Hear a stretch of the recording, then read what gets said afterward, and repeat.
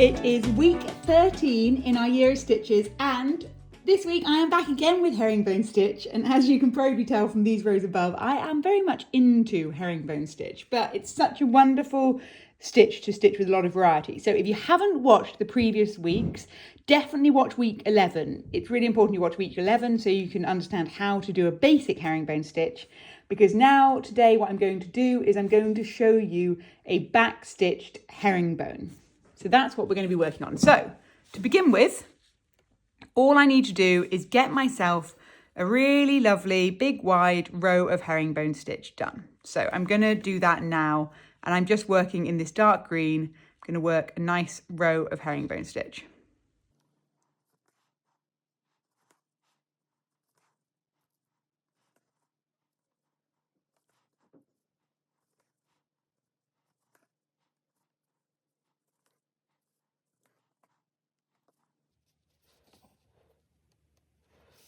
So I've just got a row of herringbone stitch work there. I'm just going to tie off my thread. So this is dead simple, but looks really effective. I'm now just going to get a second colour. So I'm going to go get my orange. And I'm going to overstitch some back stitch along the lines, covering over all the different intersections. So let me just tighten up my fabric. I'm going to start from here.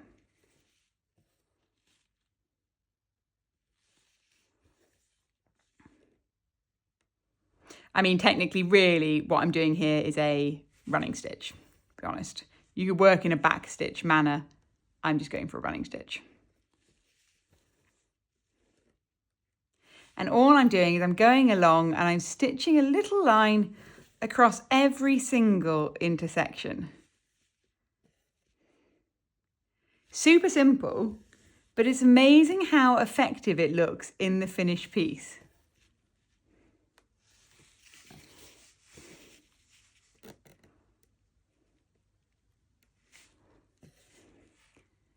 And I'm just doing all these in the orange, but you could actually then do a variety of different colours of your back stitch. So you could do a couple of different colours, alternating those two to add even more interest that way.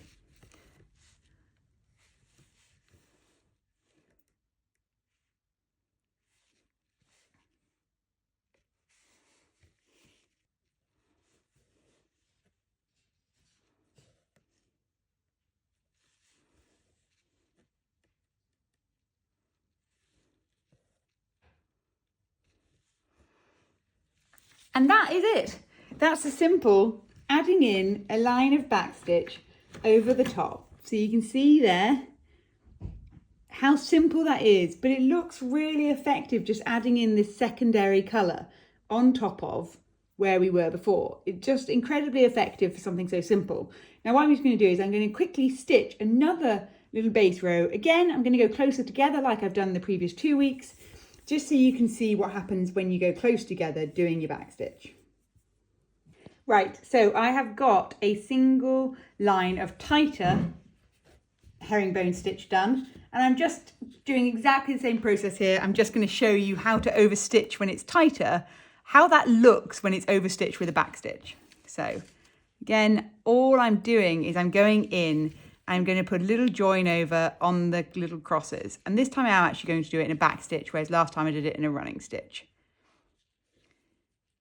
And you can tell this is a back stitch versus a running stitch because I'm going forwards and then I go back on myself. And the benefit of doing a back stitch over a running stitch is you have a little bit more control to pull the stitches in tighter. Sometimes that's hard to do when you're going forwards.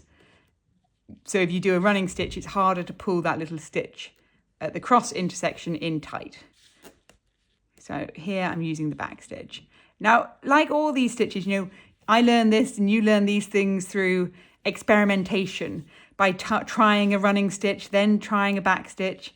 You know, try and experiment. You should be treating all these little weeks of stitches as a sampler.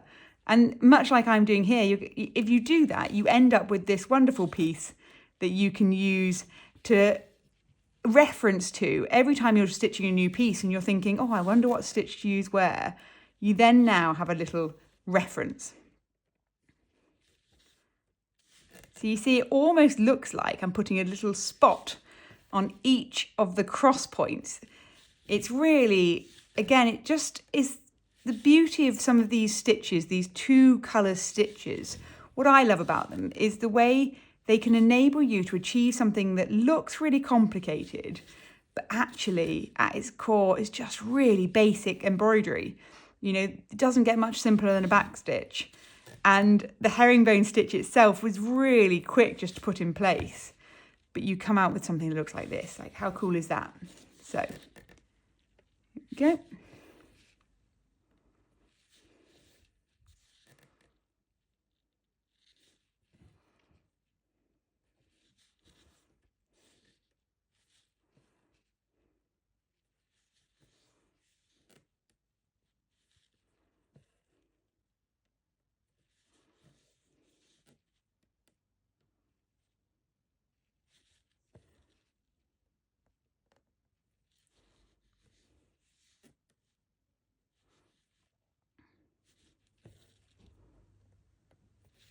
And there we go. That's the end. I'm just going to tie this off and then show you it close to, so you can really appreciate it. And honestly, you're going to have a lot of fun playing around with this stitch. You can then take the combination of the previous things we've done, like 2 rows of herringbone stitch alongside each other, and imagine if you then backstitched each of the joins in the different colour from the previous row. You know, there's so much you can go at by layering these. And then you end up with this really beautiful, delicate effect, which will look so impressive when used in any embroidery design. So that is my final one I'm going to do on herringbone stitch, or else I would entirely lose control and just do weeks and weeks of herringbone stitch. I hope you've enjoyed it.